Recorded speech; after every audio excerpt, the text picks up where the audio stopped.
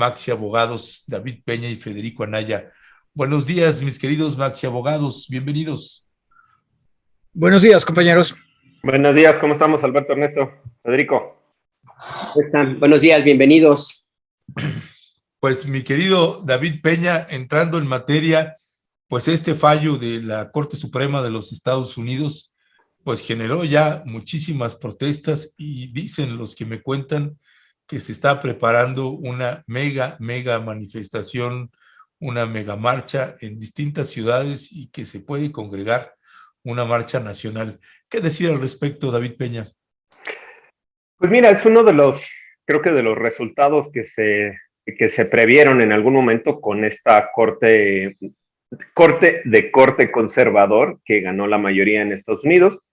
Recordemos que el presidente Trump propuso a varios de estos ministros que ahora hay ministras que están en la corte, de este corte conservador. Generalmente la corte de los Estados Unidos se ha caracterizado en la mayoría de sus épocas por ser de un corte bastante liberal, por ser de un corte bastante progresista, digamos. Incluso yo traigo a colación varios de los criterios en materia de libertad de expresión que fueron retomados después por Naciones Unidas para declaraciones, para convenciones internacionales, emanaron de las cortes estadounidenses desde hace 60 o 70 años. La Corte de Estados Unidos, la Corte Suprema, se había caracterizado, insisto, por tener estas interpretaciones bastante progresistas.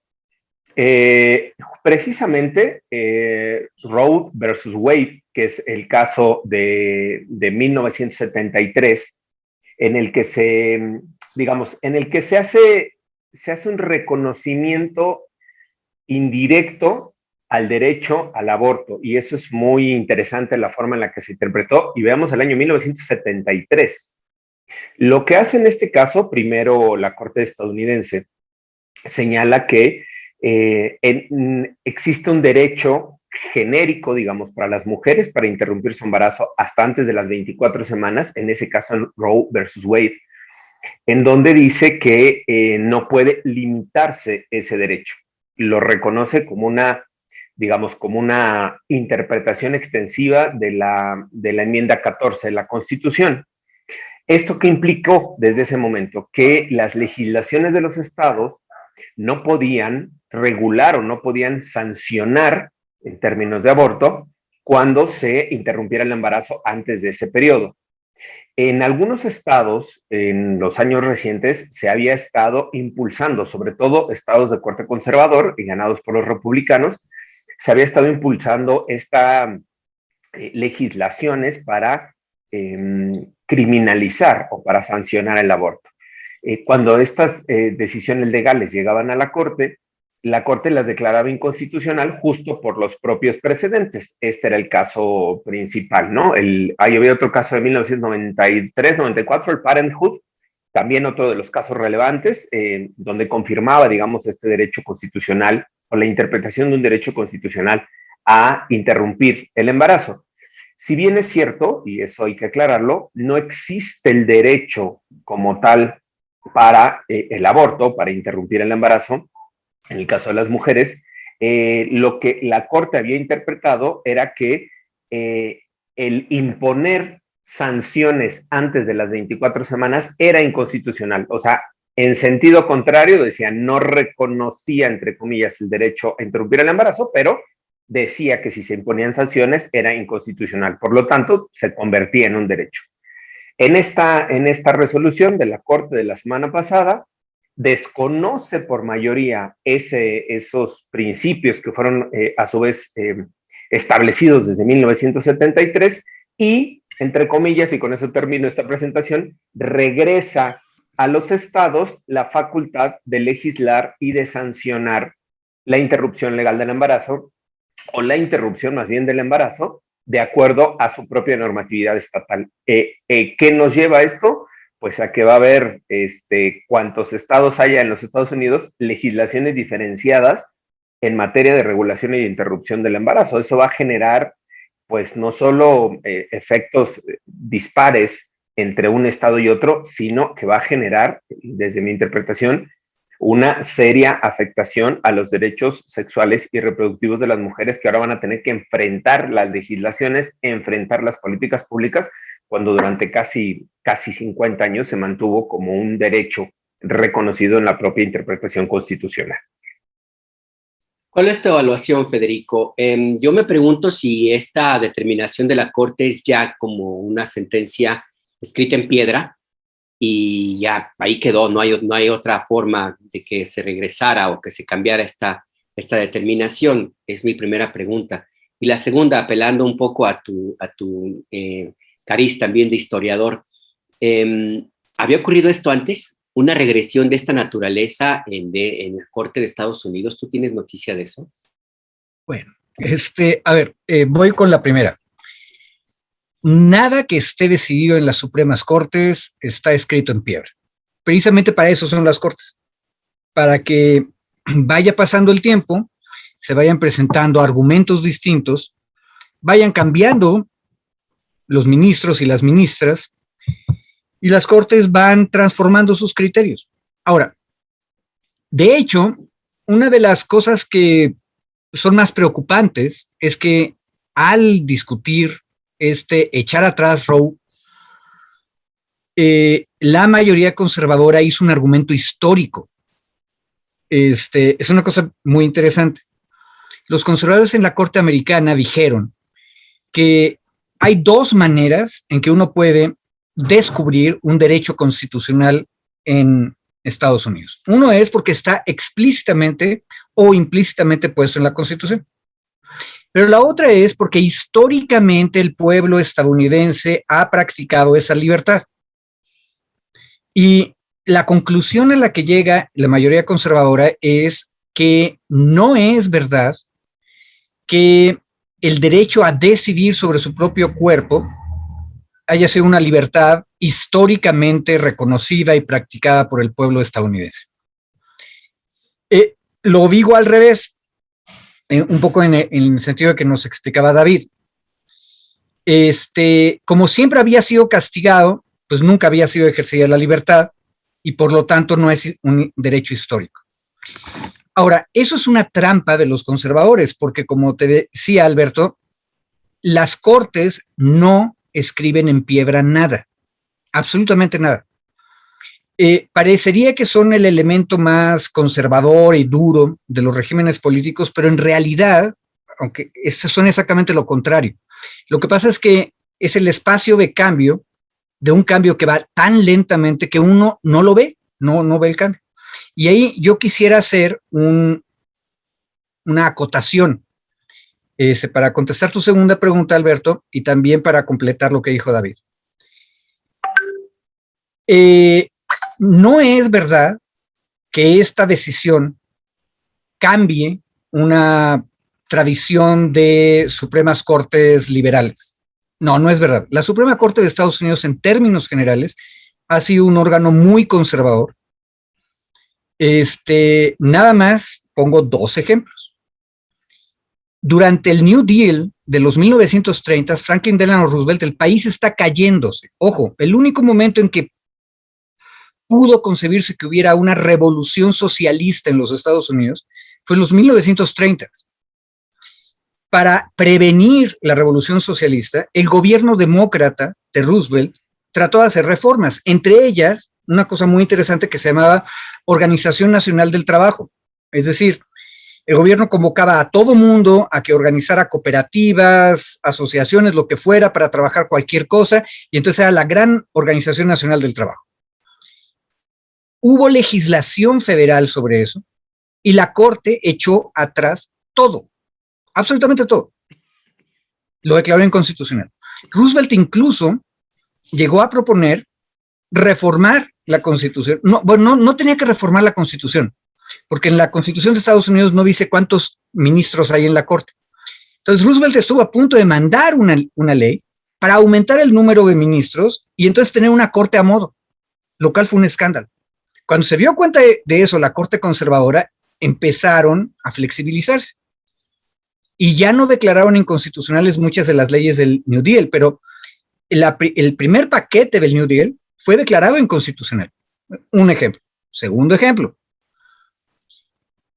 La Corte fue una de las causantes de la guerra civil, porque en los 1861, me parece fue, poquito antes de que empezara la guerra civil, tomaron la decisión de que era evidente que, uno, la Constitución no hablaba de los africanos americanos como ciudadanos, y segundo, que pues, los africanos americanos jamás se habían comportado ni habían sido reconocidos como ciudadanos en ningún lado. Por lo tanto, no tenían derechos. Y esa decisión de la Corte cerró las vías legales y convenció a muchísimos abolicionistas que la única manera de resolver las cosas era a través de la violencia armada en contra del esclavismo. Entonces, no, la Corte de Estados Unidos no es liberal. Los poderes judiciales tienden a ser conservadores porque representan, para bien o para mal, a las sociedades. Y nada más un detalle interesante. La sociedad norteamericana con Roe, desde los años 70, no es una sociedad liberal. Es una sociedad muy conservadora en la cual, como no se pudieron poner de acuerdo izquierdas y derechas en los congresos de los estados respecto de qué hacer en materia de interrupción legal del embarazo, entonces se lo dejaron a la Corte. Y la Corte se los resolvió durante medio siglo con Roe, pero nadie realmente se preocupó después de Roe de hacer leyes que explícitamente le dieran ese derecho a las mujeres. Entonces, el problema que tenemos ahorita es que todo estaba agarrado de una decisión que eventualmente podía ser echada atrás. Y eso es una cosa que tendría que hacernos reflexionar. Ojo, y esto último que acabo de decir es uno de los argumentos de los conservadores, porque al echar atrás Roe, lo que dijeron fue, Roe lo que hizo fue usurpar el poder soberano de los poderes legislativos de tomar la decisión en este asunto. Ahora, son unos miserables porque ellos saben que en este momento la mitad de los estados van a votar leyes para castigar a las mujeres. Probablemente hace 20 años hubieran sido menos, pero ojo, no hubieran sido muchos menos. Ya, gracias Federico. Perdón, pues solo como dato nada más en contra, de refutación dirían en el sistema de justicia penal. Yo igual, o sea, comparto el tema de Federico de las decisiones de la Corte, pero yo sí sigo insistiendo en que la Corte estadounidense es de mucho más corte liberal. Podemos hacer un balance de las decisiones, pero yo, por ejemplo, traía a colación justo las de libertad de expresión, el New York Times, el Larry Flynn, los casos de Larry Flynn de New York Times, justo en términos de libertad de expresión, que se establecía incluso los criterios, decía yo, para que después fueron retomados por Naciones Unidas. Ahora buscaba justo el primer caso de discriminación, el de Brown contra la junta escolar, justo de Topeka en Estados Unidos, donde a pesar de que todo el régimen de Estados Unidos legal era de discriminación, la Corte, la Suprema Corte, rompe y dice, tienen derecho las personas afrodescendientes a estar en las escuelas públicas y a participar en las escuelas públicas, y a partir de esa decisión se empieza a fragmentar, digamos, pues todo el andamiaje legal que se había construido de segregación racial. Eso fue en 1954. Entonces, en el marco, incluso antes, en el marco de las protestas de Martin Luther King, estas decisiones fueron las que abonaron para que se consolidara, o no se consolidara, se abonaron a que se fortaleciera más bien todo el movimiento en contra de la segregación racial que se generó en los Estados Unidos a finales de los 50, principios de los 60, digamos. Nada más en esta lógica, así como Federico hace el recuento de decisiones conservadoras, yo sigo insistiendo en que ha habido decisiones bastante progresistas, digamos, en ese momento progresistas, ¿no? Y no, completamente de acuerdo, pero aparte lo que nos está diciendo David es una cosa más importante todavía, porque nos está diciendo que las Supremas Cortes pueden tener épocas muy largas, las cuales nos acostumbran a pensar que las Cortes van a ser o conservadoras, digamos, un observador en 1940 hubiera dicho la Corte de Estados Unidos es súper conservadora. Pero un observador en el año 2000, 60 años después, hubiera dicho lo contrario, exactamente como dice David. Ojo, pero las épocas cambian y el peligro más grave que tenemos ahorita es que tengamos el inicio de 50 años de una corte súper conservadora. Un detalle que en México capaz de que no nos cae el 20. Nuestros ministros, para bien o para mal, porque a veces los tenemos buenos y a veces malos, nada más nos duran 15 años, a los 15 años se retiran. Luego les seguimos pagando igual, que es una locura, pero se retiran. En Estados Unidos se quedan ahí hasta que se mueren. Sí. Entonces, si resulta que son muy longevos, tú puedes tener una corte conservadora que te dura el mismo equipo, tal vez 30 años. Entonces, eso es muy, muy peligroso. Entonces, el anuncio de esta decisión es que la mayoría conservadora probablemente va a durar. Ojo, digan ustedes que la mayoría no era más grande y que los demócratas tuvieron oportunidad de meter otra ministra, creo que fue Sotomayor, y eso fue solo por la epidemia de COVID, porque uno de los ministros se enfermó de COVID y murió, que si eso no hubiera pasado, la mayoría hubiera sido peor. No, pero con Trump pasó eso, ¿no? Que el único, o digamos que el juez más progresista murió. Cierto, fue al revés, tienes razón. Al revés, murió y Trump colocó a otro y hubo una oposición tremenda. Y la verdad es de que ahora, durante la administración de Trump, solo en esos 4 años fueron 3 jueces nuevos. Y de ahí, y todos los clavó Trump. De ahí el fallo de la corte y lo que viene además, ¿no?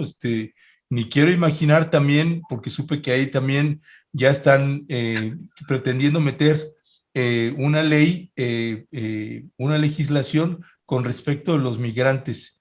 Y con esas jueces, tremendo, David. Y además, digamos, en la época de Trump no murió nada, es decir, no solo murió una jueza, murió Ruth Bader Ginsburg, que era de los íconos del liberalismo, movimiento feminista, súper progresista, súper liberal, digamos, en este corte liberal bueno, ¿no?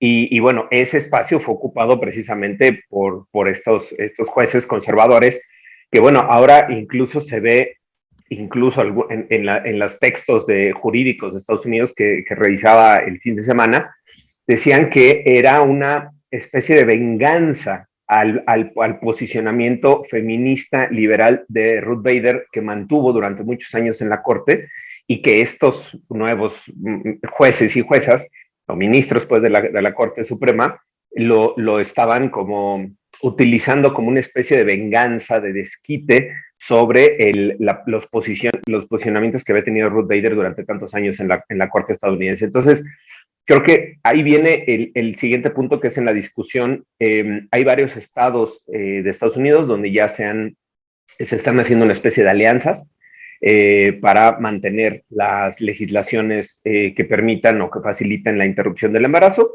California entre ellos, un par de estados más, estaba leyendo, creo que son 4 o 5 estados los que ahora ya se van conformando, digamos, como en esta especie de alianza progresista o alianza pro derechos humanos o pro libertades, donde se estaban comprometiendo los propios congresos locales, y eso es importante, que tienen la facultad de legislar ahora, que les regresó la Suprema Corte.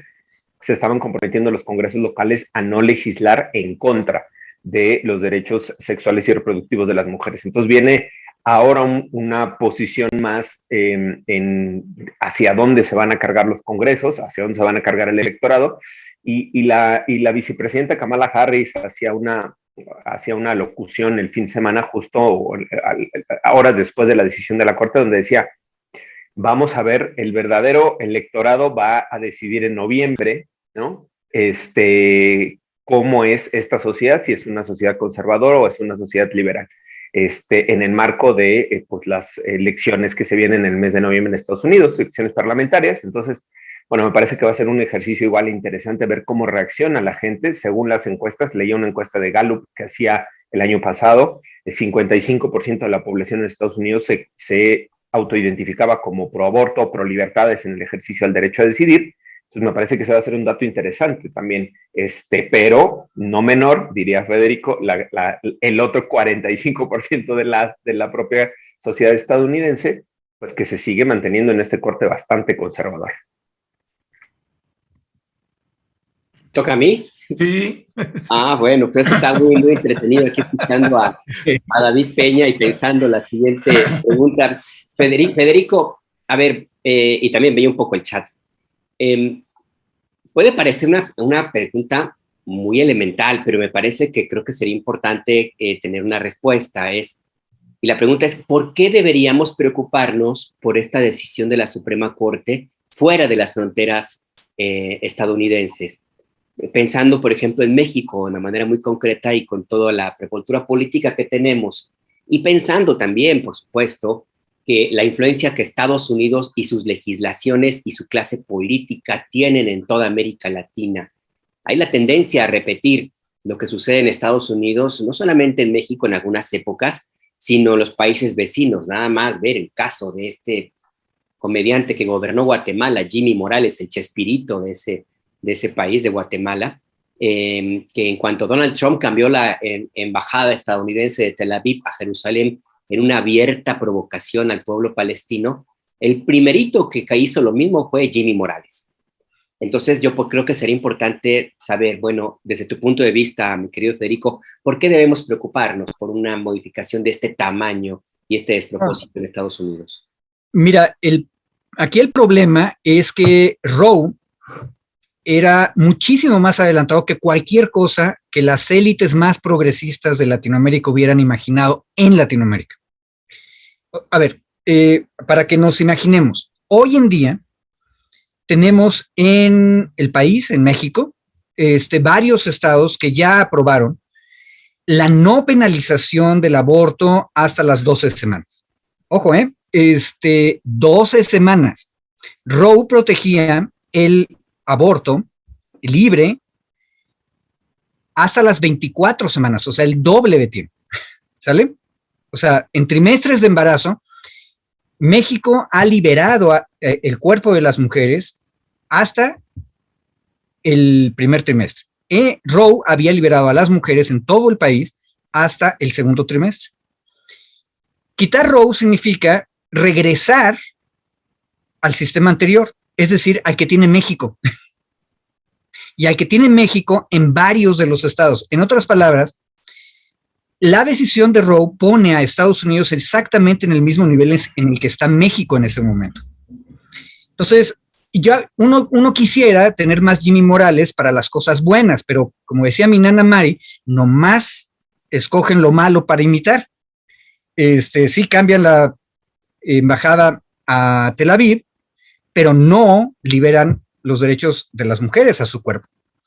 Entonces, yo lo que veo es que si las cosas tienen este sentido de desarrollo paralelo pero diferenciado de las sociedades, el problema es que este paso atrás de Estados Unidos significaría dar un paso atrás también en México, lo cual significa que tendríamos que regresar a lo que estábamos viviendo hace 20 años, David. Es decir, que todos y cada uno de los estados tienen penalizado prácticamente todo tipo de aborto, excepto las situaciones más extremas, desde el principio y hasta el final de la gestación. Entonces, yo creo que el peligro es mucho más grave. Si lo que los conservadores de a de veras quieren imitar es lo que están haciendo los conservadores de Estados Unidos, pues se ve muy mal. Ahora, tenemos una virtud en esto. La oposición en México, específicamente en México por lo menos, no sé en el resto de Latinoamérica, tiene esta pretensión de presentarse como buena ondita, como progre, como liberal. Entonces, ahorita seguramente vamos a ver a muchos de los de la oposición que ustedes estaban tan enojados hace rato comentando, rasgándose las vestiduras por la decisión de Washington, lo cual es bueno, porque eso es por lo menos un límite dentro del propio discurso de esa oposición de no seguir echando atrás las cosas. Pero, otra vez, ¿por qué en México no era tan grave el asunto? Porque tenemos un nivel de persecución de delitos tan miserablemente pésimo que en realidad no importaba que estuviera penalizado o no. O sea, ¿quiénes eran las mujeres que estaban sufriendo la penalización del aborto en México, en los estados en los que ya lo despenalizamos? Las pobres, a las que se les podía agarrar, a las que podías inventarles, a las que les podías fabricar bien el delito. ¿Vimos alguna vez alguna clínica elegante de la Ciudad de México, cuando todavía estaba prohibido y estaba sancionado, que hubiera sido atacada? No, nunca. En cambio, Estados Unidos tiene un sistema de procuración de justicia en el que sí se cumplen las cosas, porque la sociedad es muchísimo más militante a nivel de base. Entonces tú tenías movimientos que iban persiguiendo, y los tienes todavía, por cierto, a los médicos abortistas, y exigen que los fiscales los acusen, ¿sí? Entonces, la comparación es difícil, porque entre los muchos delitos que no se perseguían, también estaban los malos delitos, como el aborto. Pero, no, creo que tendríamos que tener cuidado. Insisto, no vamos a tener Jimmy Morales, para las cosas buenas. No los tuvimos. O sea, piensen, Roe es 1973, y la legislación de la Ciudad de México, que creo que fue la primera que despenalizó el aborto hasta la semana 12, es del año 2007. O sea, son 30 años. Es la ley Robles. Sí. Ok. Es la ley Robles, pero de todas maneras son 30 años de diferencia. O sea, es de 73 a 97. Más o menos. Entonces, la comparación es complicada y da miedo. Pero perdón, yo nada más incluso no sé, para los tiempos del otro tema, pero yo incluso nada más diría en esto que decía Federico, me parece que la Corte Mexicana está como a medio camino de lo que tenía en Estados Unidos. La decisión de este año, que lo comentamos aquí en este espacio, la Corte resolvió que era inconstitucional, discriminatorio, establecer limitaciones o impedimentos antes de las 12 semanas. La interrupción legal del embarazo antes de las 12 semanas era discriminatorio frente al propio marco constitucional. Y eso derivó en que varias legislaciones, Guerrero entre ellas, que era un tema complicado, hayan avanzado en esta lógica de despenalizar, en muchos de los casos, la interrupción del embarazo o convertirlo en interrupción legal del embarazo antes de las 12 semanas. Ahí es una especie de road, la interpretación que hace la Corte Mexicana en esas acciones de inconstitucionalidad, en donde fija este criterio diciendo es discriminatorio la imposición de una sanción penal antes de las 12 semanas, y pensando que en Estados Unidos Roe decía no se puede criminalizar también o no se puede sancionar antes de las 24 semanas. Digamos que pues ya estamos a la mitad del camino, ¿no? La Corte de México resolvió esto a las 12 semanas, que es discriminatorio, que es inconstitucional, y eso ha dado pie al origen, digamos, a que se vaya avanzando en ese tipo de legislaciones. Pero sí, me parece importante igual nada más ir revisando sobre todo las siguientes decisiones. Alguien decía en el chat sobre el caso de Julian Assange. Ernesto nos proponía ayer que pudiéramos discutir este tema o este caso, pero dada la complejidad, que sí necesitamos como estudiar todos los elementos, me parece que va a ser una buena decisión también cuando llegue en su momento a las cortes estadounidenses los criterios que se van a fijar en torno a las acusaciones que se tienen contra Julian Assange, porque parece que será ya inminente su extradición del Reino Unido a los Estados Unidos. Pero bueno, ese es otro tema que no quisimos abordar precisamente por la complejidad que amerita todo el asunto y digamos, lo necesario de estudiar todas las aristas, ¿no?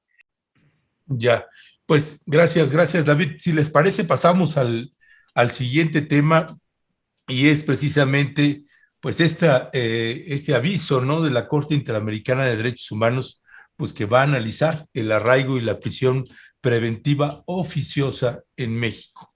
El objetivo es eliminar precisamente estas figuras. ¿Qué decir, Federico Anaya? Además, me gustaría saber también desde tu punto de vista, ¿cuáles son las ventajas, si es que las hubiera, del arraigo y prisión preventiva oficiosa? ¿Las tiene o no? A ver, de entrada, para explicarle a quienes nos escuchan, el arraigo originalmente era una institución del derecho civil que le permitía a tu deudor, alguien que te debía dinero que le habías prestado y no quería pagártelo, que no se fuera a escapar a Guadalajara, para que luego ya no lo pudieras encontrar o fuera muy difícil cobrarle. Y el arraigo significaba que el juez decía, usted no puede salir de la Ciudad de México, ¿sí? Pero la persona podía seguir viviendo en su casa en paz, etc. En algún momento, ahí no tengo clara la historia, a algún penalista se le ocurrió que, como era tan difícil hacer investigaciones sobre delitos, pues había que arraigar a la persona, pero el arraigo en realidad era no decirle a la persona que se quedara en la ciudad, sino que se quedara en la ciudad en tal lugar. Y específicamente escogieron un hotel y luego rodearon el hotel de policía y básicamente convirtieron el hotel en prisión. Y entonces en realidad el arraigo es una prisión disfrazada en materia penal. Y el arraigo se metió en la Constitución en el momento en que el PRI-PAN tenía mayoría legislativa y sigue ahí en la Constitución, es un horror, y le permite a la autoridad investigadora de los delitos pedirle al juez que en lo que termina su investigación, la persona esté privada de su libertad, pero no bajo prisión preventiva, sino bajo arraigo. Incluso las defensas muy tontas de la institución del arraigo dicen que en realidad no es una prisión, es como si estuvieran en un hotel, lo cual, por la explicación que di, se entiende, pero es ridículo. De hecho, las prisiones son hoteles a fortiori, diría uno. O sea, uno no puede salir. Y el asunto es que no sirve. De mi opinión personal, pero aquí el experto no es David y nos va a explicar mejor, es que el nuevo sistema acusatorio debería haber eliminado en sí mismo el arraigo. O sea, si hubieran hecho de manera sistemática la reforma constitucional del año 2008, deberían haber limpiado y quitado el arraigo porque el arraigo ya no sería necesario en el nuevo sistema acusatorio. Pero no lo hicieron, y no lo hicieron por presión, en mi opinión, de las fuerzas de seguridad pública y el ejército, que lo que querían era tener un pretexto para detener personas. Y en ese punto, me parece que es importante recordar de qué se trata el caso que va a llegar precisamente a la Corte, porque la Corte Interamericana va a discutir un caso que tiene que ver con la utilización del arraigo en un esquema de evidente represión política. Pero capaz de que David nos puede explicar mejor o con más detalle esto. David, ¿cómo ves este caso? Y de paso te hago una pregunta y comentario. Pues yo personalmente, cuando se hicieron las modificaciones a los códigos penales, código penal para establecer la prisión preventiva en una buena cantidad de delitos, yo lo vi como un retroceso, la verdad. Me parece que esto pues, corresponde mucho a los tiempos oscuros de México, pues, y no necesariamente con este impresentable sujeto Calderón Hinojosa, sino desde antes. Y cuando veo todo lo que ha hecho Gertz Manero en contra de la justicia mexicana, pues me parece que esto ya es un modelo de que el presidente de la República o apoya, está de acuerdo, o por lo menos deja hacer esta idea de retroceder 40 años en el sistema de procuración y administración de justicia, y por eso ahora tenemos esta audiencia. Pero no sé tú cómo lo ves, y lo que te preguntaba también, Federico. Sí, bueno, me parecía importante hacer la discusión de este tema, justo porque fue la semana pasada el inicio de la audiencia. Bueno, fueron 2 días de audiencia, día y medio de audiencia en la Corte Interamericana del caso Tzompantli Tecpile, que ha sido pues relativamente poco mencionado en medios de comunicación, poco atendido, pero me parece que es una relevancia importante. Por eso queríamos colocarlo en este espacio, justo para resaltar. La audiencia se celebró la semana pasada, tuvo 2 días de audiencia en la Corte Interamericana. Es un caso, brevemente lo resumo, es un caso de 3 personas indígenas y un amigo de ellos que fueron detenidos en el año 2006 en Veracruz, acusados de delincuencia organizada, arraigados, perdón, y encarcelados, acusados de delincuencia organizada. Estuvieron 2 años presos. fueron torturados, fueron incomunicados, bueno, todas estas prácticas, digamos, que se siguen todavía manteniendo en muchas partes del país, acusados de delincuencia organizada y de pertenecer a un grupo armado. Uno de sus hermanos, de los Zompanxle Tecpile, había sido integrante del EPR, reconocido por el propio EPR como militante, y entonces, pues digamos, a partir del reconocimiento y de la identificación de uno de sus hermanos, se fueron contra toda la familia y literalmente los detuvieron en una carretera, sin ningún mandamiento judicial, sin ningún orden de aprehensión, sin ningún operativo, los detuvieron en la carretera, los acusaron de llevar armas, de pertenecer a un grupo armado y bueno, todas estas consecuencias que ya conocemos en muchos de los casos. Lo relevante es que el caso llega a la Corte Interamericana de Derechos Humanos justo en esta semana que se va a discutir, o en los próximos meses sabremos la sentencia, particularmente centrado en el tema del arraigo. Se discutió también el tema de prisión preventiva, pero es un tema, digamos, secundario. Recordemos que hay otro caso que se está discutiendo en la Corte Interamericana también, el caso de Daniel García y Reyes Alpizar. Es otro caso de detención arbitraria, de fabricación, de arraigo y de prisión preventiva, que fue en el Estado de México, pero ese caso, las personas estuvieron en prisión preventiva 17 años y medio. En prisión preventiva. Entonces, ahí el tema central en este otro caso, entre la Corte Interamericana, es la discusión justo de los alcances, los límites y las condiciones de la prisión preventiva.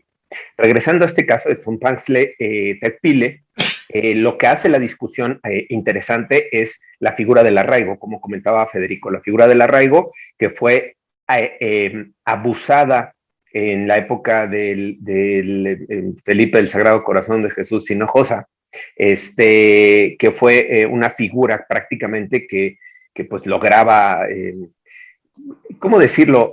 Lograba mostrar, entre comillas, cierta efectividad del Estado ante la ausencia de resultados efectivos en el combate a la delincuencia. Entonces, esta figura del arraigo implica, y me parece interesante nada más aclararlo a la gente, implica que uno de los peritos que participaban en la Corte Interamericana del caso de las víctimas decía, te detengo para investigar y al mismo tiempo te investigo para detenerte. Y es muy interesante la reflexión que hacía el perito justo porque lo que pasa es que, por ejemplo, se hace un operativo en una casa donde hubo un enfrentamiento, a mí no me encuentran armas, yo no disparé, pero ya estaba en la casa o estaba en la parte de atrás de la casa donde hay un enfrentamiento. Si la fiscalía tiene la obligación de acusarme a partir de elementos que encuentra y de señalarme como probable partícipe o en qué nivel de participación tuve en ese enfrentamiento, digamos, ¿no?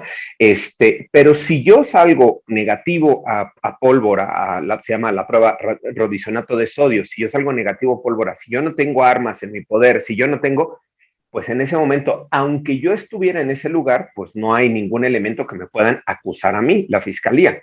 ¿Qué es lo que pasa?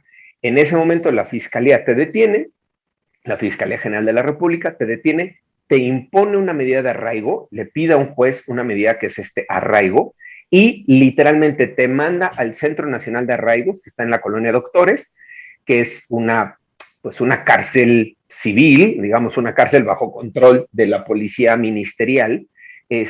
No te permite salir, puedes estar ahí hasta 80 días, si tienes comunicación con el exterior, puedes ver a tu abogado, a toda tu familia, pero estás en reclusión, entre comillas, 80 días, sin ninguna acusación en tu contra, sin ninguna imputación en tu contra, porque esos 80 días le permiten al Ministerio Público investigarte, qué es lo que sucede en todas las partes del mundo, digamos, en el resto del mundo.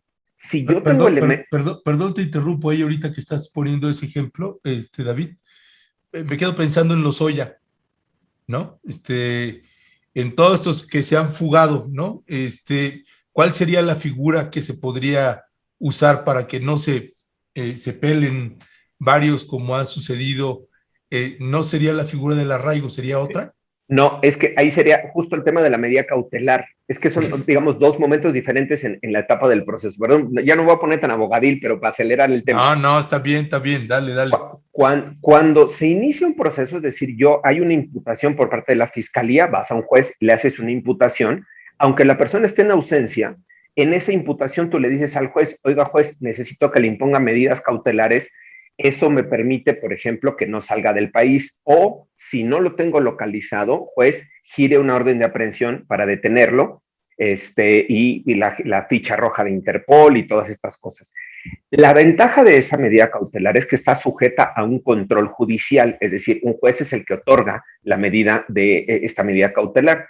Puede ser el arraigo, en estricto sentido, Lozoya, antes de ir al Junán, tenía arraigo domiciliario, es decir, no podía salir del distrito de la Ciudad de México, eso era un arraigo domiciliario, no estaba solo en su domicilio, sino que tenía un arraigo de restricción, digamos, de limitación de la Ciudad de México. Eso limitaba o impedía que se fugara, porque pues le quitaron el pasaporte, no podía salir de la Ciudad de México, tenía la tobillera esta electrónica, y si salía de la jurisdicción, se alertaba que estaba saliendo. Esa es una modalidad, digamos, de arraigo ya como medida cautelar, pero está específicamente en el Código Nacional de Procedimientos Penales. Esta discusión que se tiene sobre esta figura del arraigo no es una figura del arraigo en el marco de un proceso penal, es una figura de arraigo como una técnica de investigación del Ministerio Público. Por eso es grave, porque mientras el otro ya está bajo un control judicial, aquí lo único que hace el Ministerio Público, le dice a un juez: oiga, juez, a esta persona le encontré donde hubo un tiroteo, creo yo que puede tener alguna responsabilidad, pero déjame investigar. Y el juez le concede 80 días de prisión, digamos, 80 días, sin ningún cargo, sin ninguna prueba, sin ninguna imputación en su contra. Por eso es grave, y por eso esa figura de arraigo que tenemos en México no se tiene en ninguna otra parte del mundo, porque lo primero que debes de garantizar es el debido proceso, el respeto a los derechos de las personas, de todas las personas, y desde luego que obligues a las fiscalías a que tengan elementos y datos de prueba en tu contra. ¿Por qué? Y cierro esta larga participación. Porque de lo contrario se permitiría, que es lo que se permitió con el arraigo, que se detuviera a las personas, se les intimidara, incluso se les torturara en el arraigo para que, entre comillas, confesaran. Y esas confesiones sirvieron a la postre para las acusaciones que hacían las fiscalías en su contra. Entonces, me parece lamentable, y con esto termino, lamentable que el gobierno de la Cuarta Transformación, a través de la Secretaría de Relaciones Exteriores y del consejero jurídico Celorio, que ya hemos mencionado aquí varias veces su nombre también, fue a defender la figura del arraigo a la Corte.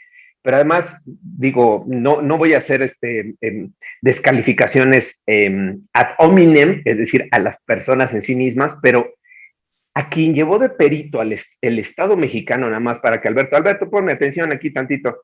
Alberto, quien llevaron de perito a la Corte Interamericana fue uno de los abogados del despacho de Nazar. ¿En serio? Es decir, el perito que fue a defender a la 4T, la política de la 4T, del arraigo, a la Corte Interamericana, llevado por Celorio, el consejero jurídico de Relaciones Exteriores, es uno de los socios de la firma de Nazar. Yo no voy a explicar el contexto histórico de quién es la familia Nazar, porque para eso están mi querido Federico y Alberto, pero quería colocarlo como un tiro de puntería, digamos, para que entendamos cuál fue el perfil que llevó el Estado mexicano, esta 4T, insisto, a la Corte Interamericana a defender el arraigo. Bueno, pues es que sí, es clarísimo lo que te comentaba, pues corresponde a una visión viejísima de la Procuración y Administración de Justicia que viene de los tiempos de la represión, el autoritarismo. O sea, por eso a mí me llamaba la atención, yo dije, cuando se hicieron esas modificaciones legales, dije, y cuando vi lo que está haciendo Gertz Manero, pues me queda muy claro que, como se entiende en la 4T, la política, la Procuración y Administración de Justicia es el garrote, es la represión. Nada más tomando en cuenta estos dos elementos, y le sumas ahora que el representante es del despacho de la familia Nazar, que por cierto ahora se dedica a la cría de perros de seguridad, tiene una empresa de perros de seguridad. No puedes negar que hay cierta línea de congruencia en lo que hace esa familia. De género. Zoológico, quiero decir. Hay un detalle que aquí me parece importante. El sistema acusatorio del que David y yo somos fans, no tiene realmente muchos fans, muy, muy a trompicones.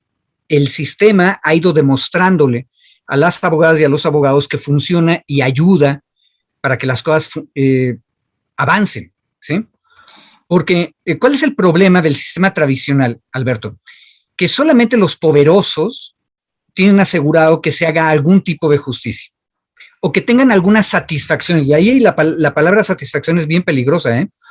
Porque el poderoso que se ve agraviado en su propiedad, en sus bienes, en su cuerpo o en sus familiares, capaz de que siente satisfacción con que alguien sea castigado, no importa que sea culpable o inocente, pero ya se sintió satisfecho. El sistema viejo tradicional servía para eso. Y el caso de que está discutiéndose en arraigo, Xonpantle, los hermanos, es clásico porque aquí el poderoso es el Estado. El Estado mexicano y su ejército, indignados porque uno de los hermanos Xonpantle decidió adherirse y militar en el EPR, decidió castigar a los otros dos hermanos. Y sin tener ningún elemento, los detuvo en una carretera y luego los arraigó durante 2 años. Eso es el poderoso sintiéndose satisfecho a través del sistema tradicional. El arraigo debería haber desaparecido desde 2008 que instituimos el sistema acusatorio, pero el problema es que en la élite mexicana, incluso en la élite de izquierda mexicana, se sigue pensando que si tú le quitas estos mecanismos perversos de investigación a la fiscalía, las fiscalías no van a poder hacer mucho. Bueno, yo recomendaría perder cualquier esperanza. La pendejez, perdón por la expresión, no da ninguna esperanza. O sea, con el mejor sistema de investigación y de procuración de justicia, los tontos no van a avanzar nada, ¿sí? Entonces, ¿qué sería mejor? Quitar el arraigo, eliminarlo, dejar que sean las partes, que es el sistema acusatorio, los que vayan demostrando qué es lo que se puede y qué es lo que no se puede. Eventualmente, yo esperaría que no se tarden demasiado las fiscalías.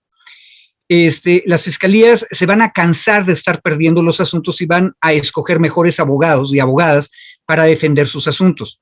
Y las fiscales no le van a permitir a las policías presentarles casos absurdos.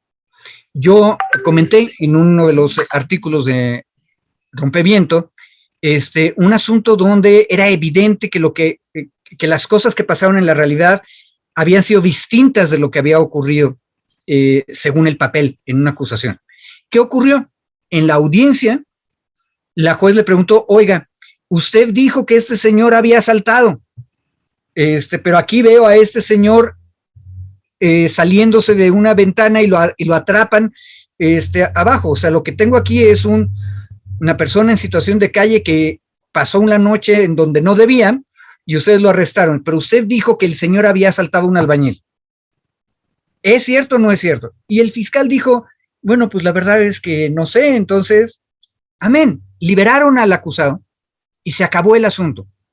La vergüenza que pasó ese fiscal, yo espero que le haya servido tanto a él como a la fiscalía para mejorar sus acusaciones la siguiente vuelta. Ahora, eso es lento, pero tiene que pasar. Ahora, ¿cuál es el problema? Yo insistiría que las altas esferas del gobierno y de la profesión de abogados siguen pensando que el sistema acusatorio es una mala importación de Estados Unidos, que no deberíamos estar imitando a los yanquis. Como te decía, Alberto, en el otro asunto, imitan lo que no deben y no imitan lo que sí deberían imitar. Ya, pues gracias, mi querido Federico. David y Federico, se nos acabó el tiempo, así que les pediría una reflexión final. David, para cerrar, ¿con qué te quedas? Mira, brevemente, nada más colocar igual el tema de discusión, me parece que es interesante. Varia gente en el chat ponía, la audiencia está disponible en el canal de YouTube de la Corte Interamericana de Derechos Humanos. Yo les recomendaría, desde luego, escuchar el testimonio de la víctima, que fue el primer día, una de las víctimas, pero escuchar el testimonio de este perito, ahorita les paso el nombre, del despacho de Nazar, porque, o sea, en verdad no tiene desperdicio, por lo absurdo. Se llama Esteban Arcos Cortés, este perito. No tiene desperdicio por el absurdo de la forma en la que presenta el arraigo. Dice que no vio la presunción de inocencia. Dice esta analogía que hacía Federico, que digamos que el arraigo es como estar en un hotel, dice él, incluso hasta pueden fumar, la gente puede fumar, puede tener su televisión adentro, ¿no? Puede tomar sus cafés, sus té, diría Ernesto, ¿no? Casi como si estuvieran en un hotel ahí, ¿no?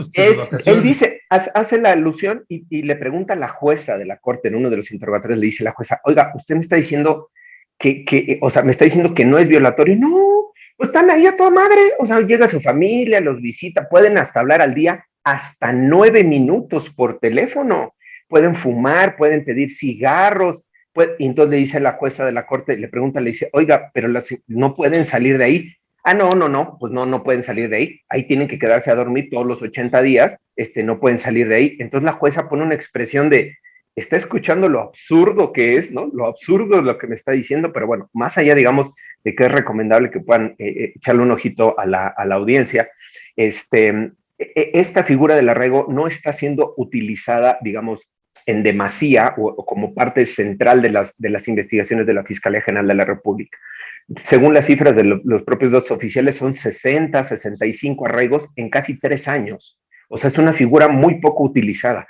Y es lamentable que siendo una figura tan poco utilizada, siga teniendo este personaje, Alejandro Celorio, de la Secretaría de Relaciones Exteriores, esta posición tan recalcitrante, tan absurda de ir a defender algo que es notoriamente inconvencional, notoriamente violatorio de los derechos humanos. Entonces, parece que es una posición sumamente contradictoria. Yo no estoy diciendo que sea el Estado mexicano, se ha pronunciado Alejandro Encinas en contra, el propio presidente se ha pronunciado en contra, la CNDH se ha pronunciado en contra, la Suprema Corte se ha pronunciado en contra de esta figura, de mantener la figura, de abusar de esta figura, pero este personaje pues parece que se va por la libre y tiene su propia lógica y ahora pues colitigando con el despacho de Nazar, ¿no? Me parece preocupante. En el otro caso que yo les decía de Daniel García, que se va a discutir en los próximos meses en la Corte Interamericana, del cual formó parte del equipo de abogados, tienen este mismo sujeto de perito, este personaje Esteban Arcos Cortés,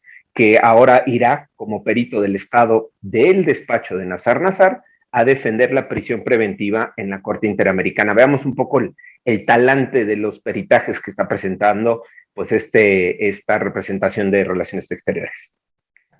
Gracias, David. Federico, y yo nada más, déjame ahorita cerrar, que me queda ahorita que escucho a David, me volvió otra vez a la mente el caso de Lozoya, ¿no? Porque es estas como contradicciones que luego se le pueden venir a uno, porque el tipo, yo no sé si lo que estaba viviendo antes de que ya estuviera en prisión, que como testigo colaborador, que pensamos que estaba en una especie de arraigo domiciliario,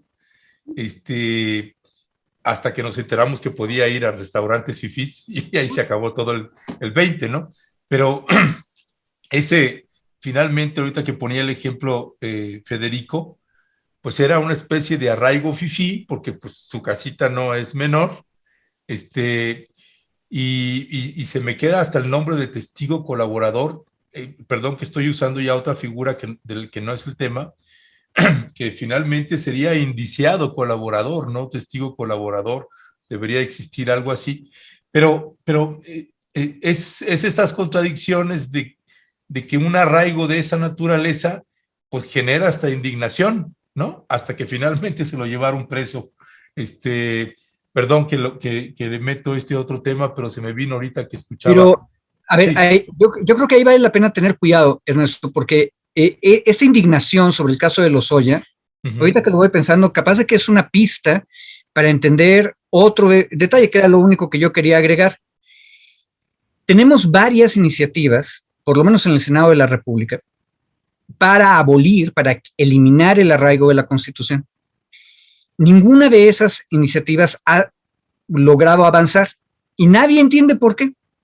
O sea, todo el mundo está de acuerdo en que es un horror la institución y hay que quitarla, pero no va. Nunca terminan de ponerse de acuerdo sus señorías senadores para sacarla.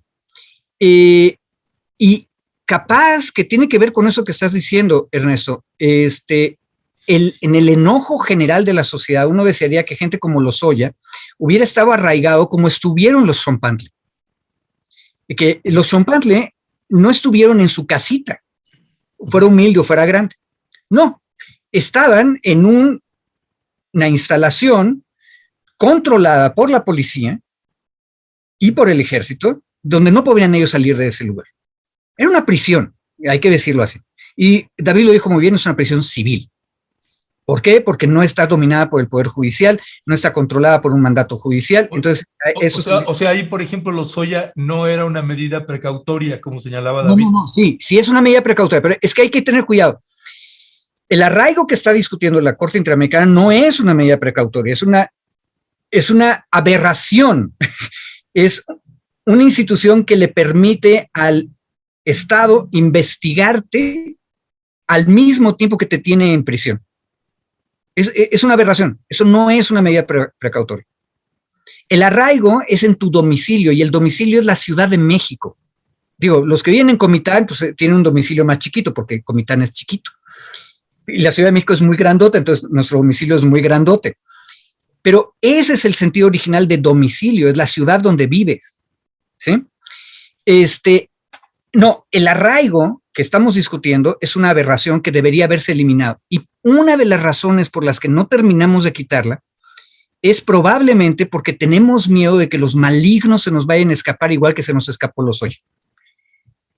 Y, ojo, para avanzar en ese asunto hay que recordar que incluso Lozoya, igual que los Tzompantli, son seres humanos iguales. Entonces, a nadie puedes arraigarlo, esa debería ser la idea. Y eso cuesta mucho trabajo cuando pones a Lozoya en la ecuación. Por eso ahorita te está sacando de onda a ti, Ernesto.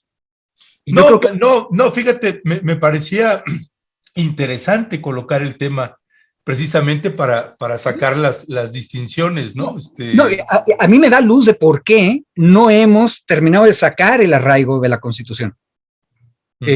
Porque no queremos que se nos vayan los malos, pero mala noticia, compañeros y compañeras. Los malos siempre se van porque son más poderosos, porque tienen más dinero y porque tienen influencia. Bueno, oye, y ya nada más para cerrar, David, ¿formas parte de qué comisión? Decías hace un rato. Del equipo jurídico del otro caso que se va a discutir en la Corte, del caso de Daniel García y Reyes Alpizar, que es el caso que se va a discutir sobre prisión preventiva, que estuvieron 17 años y medio en prisión preventiva. Se va a discutir, pues yo creo que en agosto, más o menos, será la audiencia en la Corte Interamericana, la última semana de agosto, la primera de septiembre. Es otro caso, ya sería el 14º caso que llega en contra de México, sumando de Tzompantli, Tecpile, y el otro sería el 14º caso que me invitaron a participar en el proceso también ante la Corte Interamericana. Entonces ahí le estaré contando el chisme. Ahí lo ve usted con los maxi abogados, ahí nomás, tirando aceite acá. Eso es todo. Un abrazo. Pues ya estamos. Muchísimas gracias. Gracias. Hasta luego, cuídense. Hasta luego. Hasta luego, Ernesto. David.